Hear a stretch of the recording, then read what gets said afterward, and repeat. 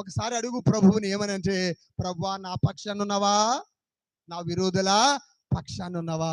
ప్రభు అంటాడు, నువ్వు యథార్థవంతుడవైతే నేను తప్పనిసరిగా 100% ఎవరి పక్షాన ఉంటాడట? యథార్థవంతుల పక్షాన్ని. దేవుడు యోబు పక్షాన ఉన్నాడా?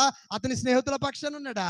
చివరికి యోబు వారి కొరకు ప్రార్థన చేస్తే గాని దేవుడు వారిని మన్నించలేదు, వారిని క్షమించలేదు. యోబు పక్షము వహించిన దేవుడు నీ పక్షము కూడా వహిస్తాడు.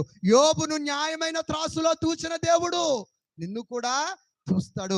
అందరూ తప్పన్నా సరే ఆ స్త్రీ పక్షమున నిలబడి ఆమెను న్యాయమైన త్రాసులో తీర్చి ఆమెను యథార్థవంతురాలిగా మార్చిన దేవుడు నిన్ను కూడా ఎలా చేయగలటండి? అయితే అయి ఉండొచ్చు, ఇంతవరకు పాపివై ఉండొచ్చు, ఇంతవరకు త్రాగుబోతువై ఉండొచ్చు, ఇంతవరకు తిరుగుబోతువై ఉండొచ్చు, ఇంతవరకు దేవునికి దూరంగా బ్రతుకుండొచ్చు. ఇది మిక్కిలి అనుకూల సమయము.